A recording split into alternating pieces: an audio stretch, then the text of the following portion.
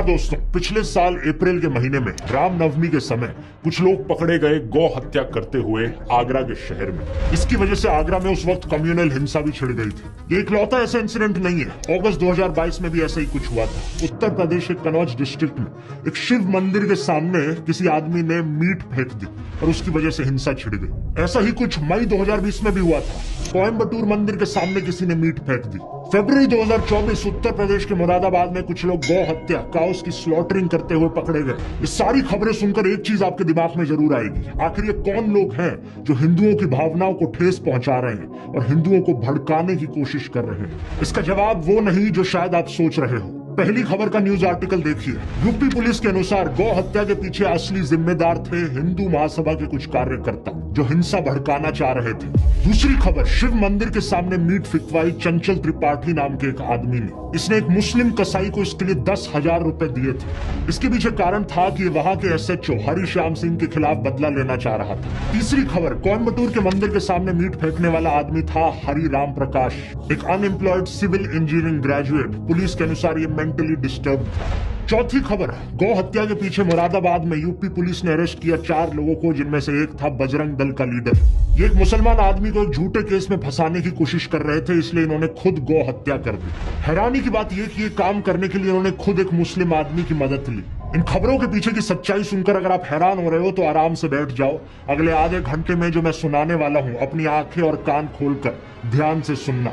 हमारे देश में एक भयंकर माफिया चलाया जा रहा है व्हाट्सएप और मीडिया के जरिए, जिसका सिर्फ एक मकसद है, सभी हिंदुओं को ब्रेन वॉश करना और तानाशाह के हाथों कठपुतली बना देना। मैंने पिछले वीडियो में समझाया था दोस्तों कि कैसे किसी भी देश का कोई भी डिक्टेटर हो, वो हमेशा देश की मेजॉरिटी कम्युनिटी को अपना टारगेट बनाता है। भारत के केस में मेजॉरिटी कम्युनिटी है हम हिंदुओं की, और हमें ब्रेन वॉश करने के लिए जो व्हाट्सएप पर माफिया चल रहा है वो 4 डिपार्टमेंट्स पर काम करता है। पहला डिपार्टमेंट जो आपके अंदर गर्व और अहंकार भरता है। कहा जाता है कि आप हिंदू कितने महान हो, specially so called upper caste हिंदुओं को एक गर्व दिया जाता है। चाहे आपने कुछ पर्सनल लाइफ में अचीव किया हो या ना किया हो, आपको कहा जाता है कि आप महान हो क्योंकि आप इस जात इस धर्म में पैदा हुए।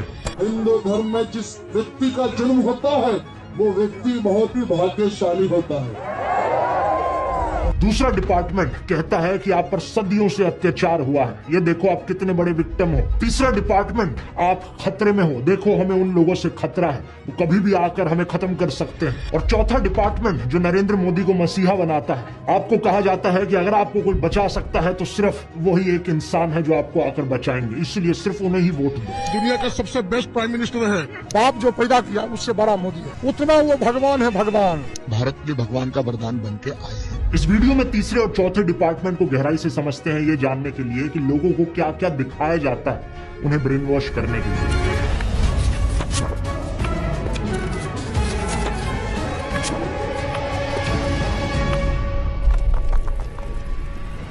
दुनिया भर पर नजर डालें दोस्तों तो डिक्टेटर्स कई देशों में देखे गए, चाहे ये पाकिस्तान हो, जर्मनी हो, चिली हो या रवांडा हो, लेकिन सभी डिक्टेटर्स के द्वारा टारगेट हमेशा मेजॉरिटी कम्युनिटी को किया जाता है। पाकिस्तान के देश में सुन्नी मुस्लिम्स मेजॉरिटी में है, तो उन्हें ब्रेन वॉश करने के लिए झूठी खबरें फैलाई गई कि कैसे देश की बाकी माइनॉरिटीज उनके लिए खतरा बन रही है। हिंदू, क्रिश्चियन, सिख, शिया मुस्लिम्स, अहमदिया मुस्लिम्स या फिर सूफी मुस्लिम्स ही क्यों ना।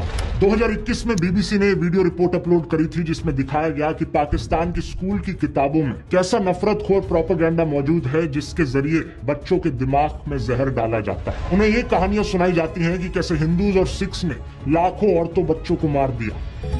मेरे पास मुताला पाकिस्तान बुक है और ये 11वीं और 12वीं जमात के लिए है। पेज नंबर 33 पे ये लिखा हुआ है, इंसानियत दुश्मन हिंदुओं और सिखों ने हजारों बल्कि लाखों औरतों, बच्चों, बूढ़ों और जवानों की इंतहाई बेदर्दगी और संगदिली से कत्ल किया और बेआबरू किया।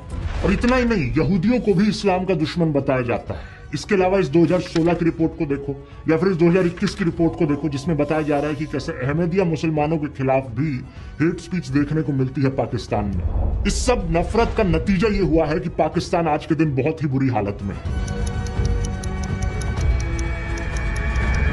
पिछले साल की वर्ल्ड बैंक रिपोर्ट देखो, 40% पाकिस्तानीज बिलो पॉवर्टी लाइन है। बेरोजगारी एक बहुत बड़ी मुसीबत बनी फिर रही है और कुछ ही दिन पहले IMF ने बताया कि पाकिस्तान में इस फिस्कल ईयर में नियरली 25% की इन्फ्लेशन देखी जाएगी। पाकिस्तान की मेजॉरिटी कम्युनिटी सुन्नी मुस्लिम्स को इस नफरत के जाल में फंसकर ब्रेन वॉश होकर क्या मिला? एक ऐसा देश जो रहने लायक नहीं है, जहाँ लॉ एंड ऑर्डर का कोई नामो निशान नहीं है। मेजॉरिटी कम्युनिटी के अंदर एक डर की भावना जगाने के लिए किस तरीके का खबरों के साथ खेल खेला जाता है, इसका एक अच्छा उदाहरण देखने को मिलता है आज से 100 साल पहले अमेरिका में। साल 1919 की बात है। वॉशिंगटन में एक 22 साल का ब्लैक क्रिमिनल कुछ लोगों पर हमला करता है और चोरी करता है। जिन लोगों पर हमला किया जाता है उनमें से एक स्कूल टीचर थी जो खुद एक ब्लैक औरत थी। इस इंसिडेंट को लेकर एक इंटरेस्टिंग बात यह है कि वॉशिंगटन के जो सारे अखबार थे उस वक्त के, वो या तो इस खबर को रिपोर्ट ही नहीं करते या फिर इसे पूरी तरीके से दबा देते। लेकिन 5 दिन बाद सेम शहर में सेम क्रिमिनल जब एक व्हाइट औरत पर हमला करता है तो सारे अखबारों की ये फ्रंट पेज खबर बन जाती है। इसकी वजह से अगले कई हफ्तों तक वॉशिंगटन में दंगे देखने को मिलते हैं ब्लैक्स और व्हाइट्स के बीच में। 39 लोगों को मारा जाता है और 150 से ज्यादा लोग जख्मी हो जाते हैं। जो एक्चुअल क्रिमिनल था इस केस में, उसका अरेस्ट सिर्फ 1 साल बाद ही देखने को मिलता है जब वो कोई एक नई चोरी करता है। वॉशिंगटन पोस्ट जो उस वक्त भी एक अखबार था, वो 100 साल बाद 2019 में उस इंसिडेंट को लेकर खेद जताता है। आर्टिकल में लिखता है कि उन्हें रिग्रेट है अपने रेशियल पास्ट को लेकर। आज दोस्तों ऐसी ही कहानियां हमारे देश में दोहराई जा रही हैं। कुछ महीने पहले आपने एक खबर सुनी होगी श्रद्धा वालकर की, एक हिंदू औरत जिसे बहुत ही बेरहमी से मार दिया गया उसके मुस्लिम बॉयफ्रेंड आफ्ताब अमीन पूनावाला के द्वारा। शॉकिंग बात यह थी कि इसमें इसकी बॉडी को काट कर फ्रिज में रखा था, लेकिन हमारे गोदी मीडिया ने इस एक इंसिडेंट का इस्तेमाल किया सभी मुसलमानों के खिलाफ नफरत फैलाने के लिए। इसकी वजह से national broadcasting and digital standards authority NBDSA ने 50,000 रुपए का फाइन लगा दिया मुकेश अंबानी के चैनल न्यूज 18 पर। 4 शोज जिन्हें एंकर किया गया था अमीश देवगन और अमन चोपड़ा के द्वारा, इन्होंने नफरत फैलाई थी। 1 लाख रुपए का फाइन टाइम्स नाउ नव भारत पर भी लगाया गया इसी चीज को लेकर। इस इंसिडेंट का इस्तेमाल करके सोशल मीडिया पर भी भरपूर तरीके से नफरत फैलाई गई। एक गोदी इन्फ्लुएंसर ने बॉलीवुड एक्ट्रेस सोनाक्षी सिन्हा की फोटो अपलोड करी उनके मुस्लिम दोस्त के साथ। श्रद्धा की खबर को देखते हुए शत्रुघ्न सिन्हा ने दहेज की लिस्ट से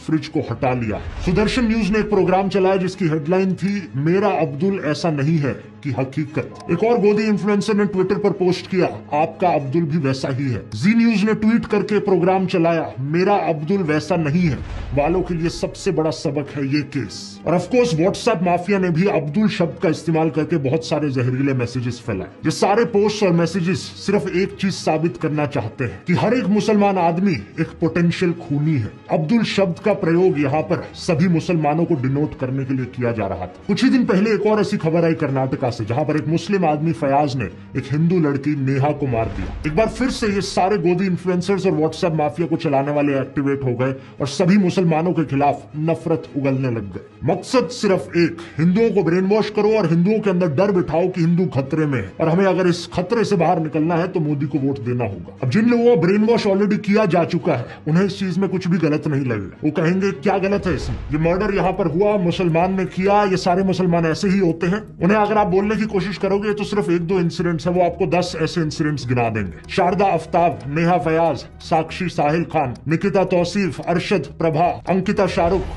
रितिका सईद, मानसी दीक्षित, मुजम्मिल, इन सभी केसेस की लिस्ट सुनाने के बाद ये आपसे कहेंगे ये देखो कहा था ना मैंने, ये सारे मुसलमान ऐसे ही होते हैं, ये सारे के सारे पोटेंशियली खूनी होते हैं। क्या है इसके पीछे का सच, इस खबर को देखो। श्रद्धा वालकर के केस के 2 हफ्ते बाद एक और केस हुआ था पांडव नगर में। अंजन दास नाम के एक आदमी को उनकी पत्नी पूनम के द्वारा मार दिया गया और श्रद्धा के केस की तरह उसकी भी बॉडी को काट कर फ्रिज में स्टोर किया गया। इतना ही नहीं, इसके 3 महीने बाद इस खबर को देखिए। नजफगढ़ के पास मित्राऊ गाँव में साहिल गहलोत ने अपनी live in partner Nikki Yadav को मार दिया। मारने के बाद उसकी बॉडी को अपने ढाबा में फ्रिज में रखा। सेम दिन उसने एक आदि भी कर ली। इन दोनों केसेस की डिटेल्स बिल्कुल वही श्रद्धा आफ्ताब केस वाली डिटेल्स है, सिर्फ एक फर्क, इन दोनों केसेस में कोई हिंदू मुस्लिम का एंगल नहीं है जैसा उस वाले में। इसलिए आपने इन खबरों के बारे में कहीं सुना ही नहीं होगा और ना ही मीडिया वालों ने इस खबर को चलाया होगा। इस रिपोर्ट को देखिए। बिहार के वैशाली डिस्ट्रिक्ट में अमन कुमार सिंह ने एक 17 साल की लड़की सोनम परवीन को मार डाला। हिंदू लड़का मुस्लिम लड़की, इसलिए गोदी मीडिया इसकी बात करेगा ही नहीं। न्यूज 18 हिंदी की वेबसाइट पर एक खबर जरूर छपी, लेकिन इन्होंने लड़के का नाम नहीं लिखा। बस ये लिखा कि हत्या के पीछे प्रेम प्रसंग की आशंका जताई जा रही है। यूपी के शामली डिस्ट्रिक्ट से इस खबर को देखिए। नाइमा उर्फ ईशा अपने घर से भाग गई और एक लव मैरिज करी अंशु के साथ। अंशु एक शार्प एज हथियार से ईशा पर हमला करता है और इसे मारने के बाद उसकी बॉडी कुएं में फेंक देता है। वहां के एसपी ने इंटरोगेशन के बाद बताया कि हस्बैंड अंशु ने अपना गुनाह कबूल किया। रसूलपुर गांव की इस न्यूज रिपोर्ट को देखिए।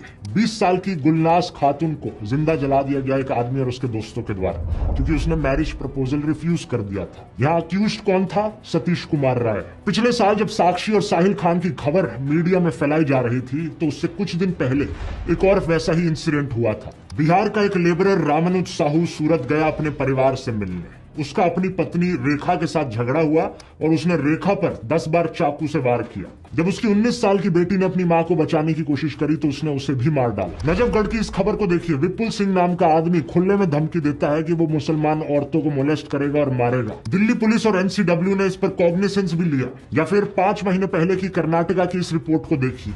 39 साल का आदमी प्रवीण अरुण, इसने अपनी 21 साल की एयर होस्टेस कोलीग आयनाज के साथ दोस्ती करी। जब आयनाज ने इससे कम्युनिकेट करना बंद कर दिया, ये उसके घर में गया और उसे मार डाला। और इसके बाद इसने उसकी मां को भी मार डाला, उसकी बड़ी बहन को भी मार दिया और उसके छोटे भाई 14 साल के उसको भी मार दिया। फिर से हिंदू आदमी है, मुस्लिम औरत है, तो गोदी मीडिया इसकी बात नहीं करेगा, ना ही आपको व्हाट्सएप पर सुनने को मिलेगी। 20 दिन पहले की इस खबर को देख लीजिए। 26 साल की रुखसार उर्फ रिया को उसके लिव इन पार्टनर ने मार डाला और उसकी बॉडी को एक कबर्ड में स्टफ कर दिया। अक्यूज्ड कौन था? विपुल टेलर नाम का आदमी। जब दैनिक जागरण में खबर छपी तो इन्होंने लड़की का नाम कहीं मेंशन नहीं किया अपने आर्टिकल में। अब इस खबर को देखिए। बैंगलोर में रहने वाला प्रदीप एक रुखसाना नाम की औरत से संबंध बनाता है। दोनों का साथ में बच्चा होता है। रुखसाना उससे शादी करना चाहती है, लेकिन वो ये नहीं चाहता था, तो उसने रुखसाना का खून कर दिया। ये भी कुछ ही दिन पहले की खबर है कर्नाटका से। मेरा एक ही सवाल है नफरत फैलाने वाले नमूनों से। आपको मैंने इतने सारे केसेस गिना दिए यहाँ पर पिछले 1-2 सालों के, जहाँ पर हत्या करने वाला एक हिंदू था। तो क्या यहाँ पर यह कहा जा सकता है कि हर हिंदू आदमी यहाँ पर एक पोटेंशियल खूनी है? ऑब्वियसली नहीं कहा जा सकता। देश में 55 से 60 करोड़ हिंदू आदमी रहते हैं। इन 20-30 केसेस को लेकर जनरलाइज नहीं किया जा सकता कि सारे हिंदू लड़के ऐसे होते हैं। और ठीक इसी तरीके से मुसलमानों को भी जनरलाइज नहीं किया जा सकता। देश में रहने वाले करोड़ों मुस्लिम आदमी हैं, सारे के सारे पोटेंशियल किलर नहीं होते। ये एज्यूम करना एक बहुत ही बेवकूफी वाली चीज है और ये आपका नफरत खोर माइंडसेट दिखाती है। अगर आपको ऐसा लगता है तो बड़े अफसोस की बात है, मुझे कहना पड़ रहा है कि आपका ब्रेन वॉश हो चुका है। एनसीआरबी की रिपोर्ट क्राइम इन इंडिया 2022 के अनुसार देश में 4.5 लाख क्राइम्स हुए हैं औरतों के खिलाफ इस 2022 के साल में। इन 4.5 लाख क्राइम्स में से 28,522 एफआईआर दर्ज कराई गई मर्डर की, जिनमें से 8,125 फीमेल्स थी। अब एक साल में अगर 8,000 से ज्यादा मर्डर के केसेस हो रहे हैं जहां पर औरतों को मारा जा रहा है, तो ऑब्वियस सी बात है इनमें से कुछ मर्डर्स ऐसे होंगे जो एक मुसलमान आदमी ने किए होंगे, कुछ ऐसे होंगे जो एक हिंदू आदमी ने किए होंगे। हर तरह के परम्यूटेशन कॉम्बिनेशन यहाँ पर आपको मिल जाएंगे। हिंदू आदमी हिंदू औरत, मुस्लिम आदमी मुस्लिम औरत, हिंदू आदमी मुस्लिम औरत या मुस्लिम आदमी हिंदू औरत। और सिर्फ हिंदू मुस्लिम ही नहीं, सभी धर्मों के आपको कॉम्बिनेशन मिल जाएंगे, क्योंकि 8,000 यहाँ पर बहुत बड़ा नंबर होता है। प्रॉब्लम यह है कि जिन लोगों का ब्रेन वॉश हो चुका है उनकी आवाज सिर्फ तब निकलती है जब उन्हें दिखता है कि हत्या करने वाला एक मुस्लिम आदमी था और जिसकी हत्या हुई वो एक हिंदू औरत थी। लेकिन इन सब लोगों के मुंह पर चुप्पी लग जाती है जब दिखता है कि यहाँ एक हिंदू औरत को हिंदू आदमी के द्वारा मारा गया या फिर एक मुस्लिम औरत को हिंदू आदमी के द्वारा मारा गया। किसी भी नॉर्मल इंसान में अगर इंसानियत है तो वो इन सभी केसेस के खिलाफ आवाज उठाएगा जहां जहां औरतों का अत्याचार हो रहा है। कोई भी सेंसिबल आदमी यहाँ पर कहेगा सरकार को कि यहाँ सारे क्राइम्स को क्यों नहीं रोका जाता जो सारी औरतों के खिलाफ हो रहे हैं। असलियत में सॉल्यूशन ढूंढने की जरूरत है इस चीज को लेकर। ऐसा तो होगा नहीं कि पुलिस एक एरिया को सेफ बनाएगी सिर्फ हिंदू औरतों के लिए और मुस्लिम औरतों के लिए वो एरिया अनसेफ रहेगा। अगर किसी एरिया को सेफ बनाना है तो सभी औरतों के लिए वो सेफ बनेगा ना। सेलेक्टिव आउटरीच इन लोगों का सबसे बड़ा हथियार है। अगर आज मैं जस्टिस की डिमांड करता हूं तो मैं नेहा के लिए भी करता हूं और रुखसाना के लिए भी करता हूं। मैं उन सभी हिंदू और मुस्लिम औरतों के लिए जस्टिस की डिमांड करता हूं जिनके खिलाफ अत्याचार हुआ है। पुलिस को यहाँ पर स्पीडी इन्वेस्टिगेशन करने की जरूरत है। देश भर में अगर पुलिस वालों की कमी है तो स्टेट गवर्नमेंट्स को यहाँ पर और पुलिस को रिक्रूट करने की जरूरत है। कोर्ट्स अगर धीरे काम करते हैं तो उन्हें फास्ट ट्रैक ट्रायल करने की जरूरत है। तारीख पे तारीख देना उन्हें बंद करना होगा और खून करने वाला चाहे हिंदू हो या मुसलमान हो उन सबको स्ट्रिक्टेस्ट पनिशमेंट दी जानी चाहिए। अब मैं इन बीजेपी वालों को चैलेंज करता हूं कि ये सेम चीज बोलकर दिखाएं। इनका एक भी नेता, एक भी कार्यकर्ता ये सेम चीज बोल नहीं पाएगा, हिम्मत ही नहीं होगी, क्योंकि अगर इन्होंने ये चीज बोल दी तो इनका पूरा का पूरा सिस्टम खत्म हो जाएगा।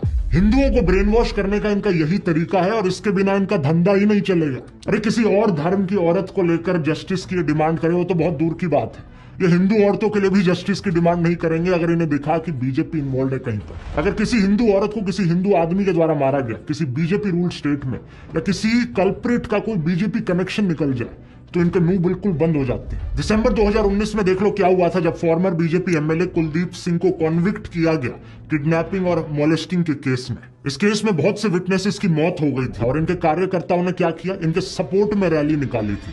विधायक जी सरासर निर्दोष हैं, उनको फंसाया जा रहा।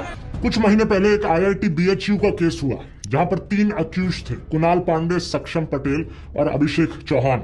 ये बीजेपी IT सेल की वाराणसी यूनिट का हिस्सा थे। इन्होंने अपनी फोटोज पोस्ट करी थी JP नड्डा के साथ, अनुराग ठाकुर के साथ, UP CM आदित्यनाथ के साथ। क्या लगता है आपको यहाँ पर किसी हिंदू औरत की इन्हें चिंता थी? बिल्कुल नहीं थी, क्योंकि इस केस में इनके खुद के लोगों पर आरोप लगा था बलात्कारी का। उत्तराखंड का ये केस देख लो, 19 साल की अंकिता भंडारी का। ये एक रिजॉर्ट में काम करती थी और इस रिजॉर्ट के owner farmer BJP politician Vinod Arya के बेटे पुलकित आर्या थे। इस पर इल्जाम लगा कि इसने अंकिता को मोलेस्ट किया और उसकी हत्या कर दी। लड़की के पापा को एक से दूसरे पुलिस स्टेशन तक भागना पड़ा FIR रजिस्टर करवाने के लिए।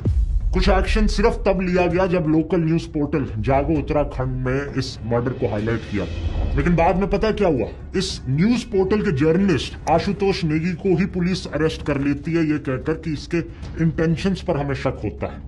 अंकिता भी हिंदू थी, लेकिन क्या व्हाट्सएप पर आपने इस मैसेज को पढ़ा? कभी नहीं पढ़ा होगा, क्योंकि इनका माफिया चल रहा है। श्रद्धा वालकर के केस में तो मुस्लिम ऑर्गेनाइजेशन जमात इस्लामी हिंद ने उसे कंडेम भी किया और किलर को लेकर हार्शेस्ट पनिशमेंट भी मांगी। नेहा फयाज के केस में अंजुमन इस्लाम कम्युनिटी के मेंबर्स ने कर्नाटका चीफ मिनिस्टर को लेटर भी लिखा, ये कहते हुए कि हम अक्यूज्ड फयाज के खिलाफ सीवियर पनिशमेंट की मांग करते हैं। लेकिन जो व्हाट्सएप फॉरवर्ड्स आपके फोन में हर दिन हर शाम को आ रहे हैं, वो व्हाट्सएप फॉरवर्ड्स आपको ये चीजें नहीं बताएंगे, क्योंकि उनका मकसद सिर्फ आपको ब्रेन वॉश करना है।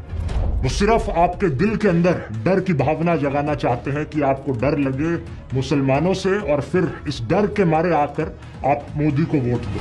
मुझे बड़ा बुरा लगता है कहते हुए कि हमारे देश के प्रधानमंत्री के पास भी अब और कुछ बचा नहीं है। अब उन्होंने भी अपने भाषणों में ऐसे झूठ फैलाने शुरू कर दिए हैं कि हिंदुओं के अंदर डर बैठे और डर के मारे वो उन्हें वोट करें। ये संपत्ति इकट्ठी करके किसको बांटेंगे? जिनके ज्यादा बच्चे हैं उनको बांटेंगे, घुसपैठियों को बांटेंगे। पहली बात, कांग्रेस के पूरे मैनिफेस्टो में हिंदू और मुस्लिम शब्द का कहीं कोई जिक्र नहीं किया गया है और ना ही वेल्थ रीडिस्ट्रीब्यूशन शब्द आपको पूरे मैनिफेस्टो में कहीं मिलेगा। मेरी बात पर यकीन नहीं होता, आप इनका मैनिफेस्टो खुद जाकर देख सकते हो। कांग्रेस की वेबसाइट पर लिंक मैंने डिस्क्रिप्शन में भी डाल दिया। Ctrl+F करके वेल्थ रीडिस्ट्रीब्यूशन सर्च करने की कोशिश करना, कुछ नहीं मिलने वाला। उल्टा कांग्रेस के मैनिफेस्टो में बात करी गई है एजुकेशन की, हेल्थ केयर की, रोजगार की।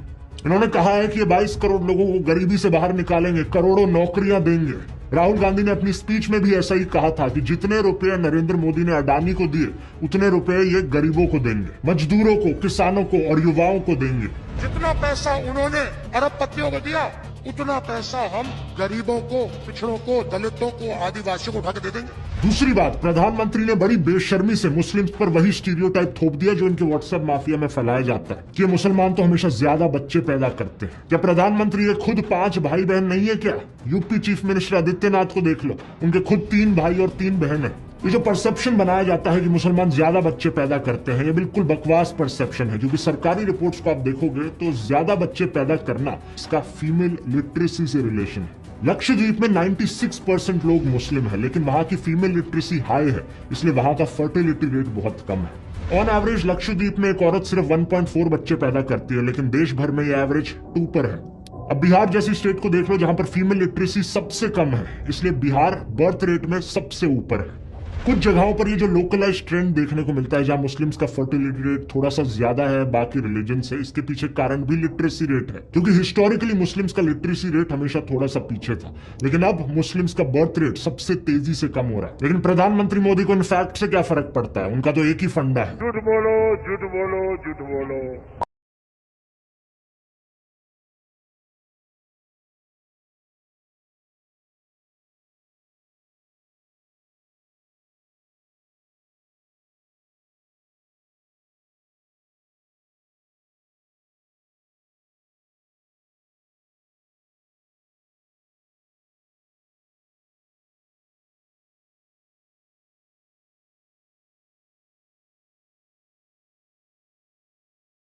हमें सभी हिंदुओं को जागरूक करने की जरूरत है दोस्तों। जब ये डर का माहौल बनाने के लिए इनके पास असली खबरें खत्म हो जाती हैं, तो ये झूठी खबरें फैलाना शुरू कर देते हैं। श्रद्धा वालकर के केस में रशीद खान नाम के एक आदमी का केस निकल कर आया था। एक ऑन ग्राउंड न्यूज रिपोर्टर ने रशीद खान नाम के एक आदमी से बात करी जो श्रद्धा वालकर के मर्डर को जस्टिफाई कर रहा था। उसके खिलाफ एक FIR दर्ज करी गई और जब पुलिस ने उसे अरेस्ट किया तो पता है क्या पता चला? उस लड़के का नाम एक्चुअली में विकास कुमार था। रशीद खान बनने का नाटक कर रहा था वो। एक और ऐसा ही केस सामने आया जब एक फेसबुक पोस्ट वायरल होने लगी राजिया बानो नाम के यूजर नेम के साथ। इस पोस्ट में जस्टिफाई किया जा रहा था कि हिंदू औरतों के खिलाफ कुछ हो तो वो ठीक है, रिवेंज है। कुछ हिंदू अकाउंट्स ने बड़ी आउटरीच करी इसको लेकर कि ये मुसलमान हम लोगों से इतना नफरत क्यों करते हैं। और जब इस चीज का फैक्ट चेक किया गया तो पता लगा कि यूजर नेम गलत था। राजिया की जगह राजिया लिख रखा था और प्रोफाइल पिक के बारे में सर्च किया तो पता चला कि ये राजिया के यूजर नेम के पीछे एक पवन शर्मा नाम का आदमी था। इस बंदे की एक और पोस्ट मिली तो किसी ने कमेंट कर रखा था, शर्मा जी नाम क्यों बदल लिया? तो उस आदमी ने लाफिंग इमोजीज के साथ रिप्लाई किया, पवन भाई अब मुल्ली बनोगे क्या? सॉरी मुल्ला। और इसने रिप्लाई किया, just wait and watch dear. कुछ लोग नफरत के पागलपन में इतने अंधे हो गए हैं कि ये खुद से नफरत की खबरें फैलाते हैं ताकि इल्जाम वहां मुसलमानों पर डाला जा सके, उनकी इमेज को बदनाम किया जा सके। वीडियो के शुरू में मैंने आपको ऐसे ही कुछ किस्से सुनाए थे जहां पर बजरंग दल और हिंदू महासभा के मेंबर्स ने जाकर गौ हत्या करी, और वो भी इसलिए ताकि किसी मुसलमान पर इल्जाम डाला जा सके कहकर कि ये देखो ये मुसलमान लोग हैं जो हमारी गौ माता की हत्या करते हैं। यहाँ पर एक बहुत बहुत बड़ा खेल खेला जा रहा है दोस्तों। झूठी खबरें कितनी ज्यादा फैलाई जा रही हैं आप यकीन नहीं करोगे। एक यूजर अभिषेक कुमार अपने आप को मोदी का परिवार कहते हैं, ये वीडियो शेयर करते हैं जहां पर कुछ लड़कियां एक आदमी के पीछे भागकर उसे डंडों से मार रही हैं। लिखा जाता है वीडियो कहां से है ये पता नहीं, लेकिन ये देखकर बहुत अच्छा लगा कि हिंदू बेटियों ने लव जिहादियों को सबक सिखाना शुरू कर दिया है। अगर सर्च करके देखोगे वीडियो कहां से है, उत्तर प्रदेश का ये इंसिडेंट है 2018 का, और जिस आदमी को मारा जा रहा है उसका नाम है कपिल चौहान, क्योंकि वो लड़कियों को छेड़ा करता था। बात यहाँ पर ये नहीं है कि मुस्लिम ईव टीजर्स नहीं हो सकते, बिल्कुल हो सकते। ऐसे भी मुस्लिम होंगे जो अपनी आइडेंटिटी हिंदू नामों के पीछे छुपा कर रखते हैं और हिंदू लड़कियों को ट्रैप करने की कोशिश करते हैं। जैसे कि जुलाई 2022 का केस यूपी के आजमगढ़ में। ऐसे भी मुस्लिम्स हैं जिन्होंने हिंदू मंदिरों के सामने कुछ गलत किया है, जैसे कि ये वेस्ट बंगाल टेम्पल का केस जहां पर एक मुस्लिम आदमी ने उसके सामने पेशाब कर दिया था। लेकिन बात मैं यहाँ पर यह कहना चाह रहा हूं कि लॉ एंड ऑर्डर हमेशा काम करना चाहिए, हर इंसान को पनिशमेंट मिलनी चाहिए, लेकिन आपको जो दिखाया जा रहा है वो सिर्फ एक साइड की खबरें दिखाई जा रही है। और ये जो नफरत फैलाई जा रही है ये सिर्फ मुसलमानों के खिलाफ नहीं है, बल्कि बीजेपी के खिलाफ जो भी आवाज उठाता है उसके खिलाफ सिमिलर तरीके से कैंपेन चलाई जाती है। एग्जाम्पल लेकर देख लो कांग्रेस का। ये खबर सुनी आपने कि कांग्रेस लीडर रशीद अलवी ने राम भक्तों को राक्षस कहकर बुलाया। सिर्फ व्हाट्सएप पर ही नहीं बल्कि इस खबर को तो कई गोदी मीडिया वालों ने भी चलाया था। After Salman Khurshid, another Congress leader sparks a row. Congress neta Alvi compares those chanting Ram Bhakts to demon. Rashid Alvi साहब ने बोला कि ये जो जय श्री राम बोलते हैं ये सब राक्षस है। लेकिन ये सरासर झूठी खबर थी। सच बात यह है कि रशीद अलवी एक्चुअली में बात कर रहे थे रामायण की। जब मेघनाथ से लड़ते हुए लक्ष्मण अनकॉन्शियस हो जाते हैं और हनुमान उनके लिए जड़ी बूटी लेकर आते हैं। रावण कुछ राक्षसों को भेजता है जो अपने आप को एक साधु की तरह डिस्गाइज कर लेते हैं। कुछ ऐसे राक्षस जो खुद जय श्री राम का नारा लगाते हैं। यही चीज उनके द्वारा कही जा रही थी कि ये कुछ लोग जो राम का नाम ले रहे हैं ये असल में राक्षस हैं साधुओं के फेज में। वो अप्सरा बन जाती है और वो हनुमान जी से कहती है, हनुमान क्यों वक्त खराब कर रहे, तुम्हें तो सूरज निकलने से पहले जाना है संजीवनी बूटी लेकर। और ये जो सामने बैठा है जय श्री राम कह रहा है, मुनि नहीं, ये मिस्टर घोड़ा, ये मुनि नहीं है, ये तो घोर राक्षस है। मैं आपसे बस इतनी बात कहके अब आपसे विदा लूंगा कि आज भी बहुत लोग जय श्री राम का नारा लगाते हैं, वो सब मुनि नहीं, वो मिस्टर घोड़ा। बीजेपी वाले ये बात जानते थे, लेकिन जानबूझ के इनकी स्टेटमेंट को क्लिप किया गया ये दिखाने के लिए कि कांग्रेस मुसलमानों के साथ है, हिंदुओं के खिलाफ बोलती है। रवीश कुमार के साथ भी ये चीज अक्सर करी जाती है। दिल्ली में जब दंगे भड़के थे, शाहरुख नाम के एक आदमी ने गोलियां चलाई थी। व्हाट्सएप पर एक क्लिप काट कर डाली जाती है जिसके ऊपर नीचे कैप्शन लिखा जाता है, आतंकी शाहरुख को बचाने के लिए रवीश ने बताया उसे ब्राह्मण अनुराग मिश्रा। जो ओरिजिनल अनएडिटेड वीडियो है वहां पर रवीश कुमार कह रहे हैं अभी भी जरूरत है कि पुलिस इसकी पहचान को लेकर दोबारा बोले। पुलिस साफ कहती है कि शाहरुख है, मगर आप सोशल मीडिया में देखिए अनुराग मिश्रा बताया जा रहा है। अभी भी जरूरत है कि पुलिस इसकी पहचान को लेकर दोबारा बोले। इसके बाद एक एनडीटीवी रिपोर्टर खुद पुलिस से बात करते हैं और कंफर्म करते हैं कि इस आदमी का नाम शाहरुख ही है। नाम को लेकर कोई स्पष्टीकरण आया है कि नाम क्या है? शाहरुख नाम है उसका। एक और झूठ फैलाया जाता है कि रवीश कुमार कभी कश्मीरी पंडितों की बात नहीं करेंगे, जबकि उन्होंने कई बार एपिसोड्स बनाए हैं कश्मीरी पंडित पर, 12 साल पहले से लेकर एज रिसेंट एज 3 महीने पहले। लेकिन क्या फर्क पड़ता है, व्हाट्सएप पर जब लोगों को ब्रेन वॉश करना है तो उसके लिए कुछ भी बोल दो। एक और एक्यूजेशन जो इनके खिलाफ उठाई जाती है कि ये कभी कांग्रेस के खिलाफ नहीं बोलते, लेकिन 2014 से पहले की इनकी ये क्लिप देखो, कई रिपोर्ट्स मिल जाएंगी जब ये मनमोहन सिंह की सरकार के खिलाफ आवाज उठा रहे हैं। पिछले अगस्त में अयाज झांसी के शेर से जवाब दिया था, तब कोयला घोटाले के आरोपों की आज उनकी सरकार पर आ रही थी। 7 महीने बाद मनमोहन सिंह ने उन सवालों का जवाब दिया या अपनी आबरू के लिए खामोशी तोड़ी है। एस्बेस्टस के इसी तरह के हजारों कमरे गांव की जमीन पर बना दिए गए और मजदूरों को बोरी में आलू की तरह इनमें ठूंस कर रख दिया गया। अब मेरे खिलाफ भी ये लोग ऐसे ही झूठ फैलाते हैं। इस व्हाट्सएप मैसेज को देखो, पता नहीं कितनी बार इन्होंने इस व्हाट्सएप मैसेज को अपने ग्रुप्स पे बार बार फॉरवर्ड किया। लिखते हैं कि मैं एक हिंदू ही नहीं हूँ, मेरा नाम ध्रुव राठी नहीं है, मेरा असली नाम है बदरू रशीद। और इतना ही नहीं, इन्होंने मेरी वाइफ यूली को भी पाकिस्तानी बना दिया। अब नीचे देखो क्या क्या बकवास लिख रखी है कि यहाँ पे पाकिस्तानी आर्मी का कनेक्शन है, ISI है, अमेरिका है, दाऊद इब्राहिम का कनेक्शन है। क्या बकवास लिखते हैं, मुझे सुनकर हंसी आती है, आपको भी हंसी आ रही होगी, लेकिन इसके पीछे का एजेंडा देखो क्या है। जो भी बीजेपी के खिलाफ बोलने की कोशिश करता है उसे किसी न किसी तरीके से मुसलमान बना दो, पाकिस्तानी बना दो, क्योंकि जो ओवरऑल गेम यहाँ पर खेला जा रहा है वो यही है कि हिंदुओं के अंदर डर बैठाना है। और जो भी इनके खिलाफ बोले, अगर कोई वो हिंदू बोल दे ना इनके खिलाफ, तो वो हिंदू हो ही नहीं सकता। ये अपने फॉलोअर्स को, अपने ब्रेन वॉश लोगों को यही दिखाना चाहते हैं कि जो भी वहां से आवाज उठा रहा है इनके खिलाफ वो हिंदू नहीं है, वो सिर्फ मुस्लिम लोग हैं। जो झूठ ये फैलाते हैं उसे ये डबल चेक भी नहीं करते। एक ये मैसेज था इनका जो फैलाया जा रहा था, अभी कुछ दिन पहले एक ये दूसरा मैसेज है इनका जो ये फैला रहे हैं। इस ट्वीट को देखो, इसके अनुसार तो मेरे फादर इन लॉ है एक्चुअली में पाकिस्तानी सिटीजन, यानी कि यूली के पापा। फिर लिखते हैं कि यूली इकलौती बेटी है उनकी। ये चीज भी झूठ है। अगर इन्होंने मेरे व्लॉग्स देखे होते तो इन्हें पता होता कि वो इकलौती नहीं है। मतलब कुछ बिलीवेबल तो हो जो कह रहे हो, लेकिन अनफॉर्चुनेट चीज ये है कि जो लोग ब्रेन वॉश हो चुके हैं इनके माफिया के अंदर आकर, उन्हें इससे फर्क ही नहीं पड़ता। ये एक लॉजिकल सेंसिबल दिखने वाली झूठी कहानियां क्यों बनाने में टाइम वेस्ट करें, जब इनके जो लोग व्हाट्सएप मैसेजेस पढ़ रहे हैं वो इन बेसर पैर की झूठी कहानियों से ही कन्विंस्ड हो जा रहे हैं। व्हाट्सएप माफिया का तीसरा डिपार्टमेंट कुछ इस तरीके से लोगों के अंदर डर बिठाता है कि उनकी सोचने समझने की शक्ति बिल्कुल स्विच ऑफ हो जाती है। इसलिए बहुत जरूरी है लोगों को जागरूक करना इस चीज के बारे में, स्पेशली हिंदू लोगों को जागरूक करना, क्योंकि अगर किसी को सबसे ज्यादा बेवकूफ बनाया जा रहा है यहाँ पर, तो वो हम हिंदुओं को बनाया जा रहा है। इस माफिया के 2 और डिपार्टमेंट्स बचते हैं। आने वाले वीडियोस में उनको भी गहराई से समझेंगे, लेकिन तब तक काम रुकना नहीं चाहिए। हमारा ये संघर्ष देश के संविधान को बचाने के लिए है, देश के लोकतंत्र को बचाने के लिए। और अगर आप उन लोगों में से हो जिन्हें अभी भी लगता है कि नहीं देश में सब ठीक चल रहा है, देश में कोई तानाशाही नहीं है, तो जरा कुछ दिन पहले की इस खबर को देख लो जरा। सूरत की लोकसभा सीट पर क्या हुआ, कांग्रेस के कैंडिडेट को डिस्क्वालीफाई कर दिया गया और वहां बाकी 8 कैंडिडेट्स ने किसी न किसी बहाने से विड्रॉ कर लिया, यानी कि इलेक्शन होने से पहले ही बीजेपी ने यह सीट जीत ली। इमेजिन कर सकते हो दोस्तों, लाखों लोग जो सूरत में रहते हैं उनका लोकतांत्रिक अधिकार उनसे इस तरीके से छीन लिया गया। इतना ही नहीं, अरुणाचल प्रदेश में भी ऐसा ही कुछ हुआ। बीजेपी ने 10 सीटें ऑलरेडी जीत ली वहां पर इलेक्शन होने से पहले ही। और इस खबर को देखो, जहां पर दिल्ली में वो चुनाव हारने वाले थे उन्होंने इलेक्शन ही नहीं होने दी एमसीडी की। इससे पहले चंडीगढ़ की इलेक्शन में सीधा फ्रॉड करने की कोशिश करी गई थी बीजेपी को जिताने के लिए।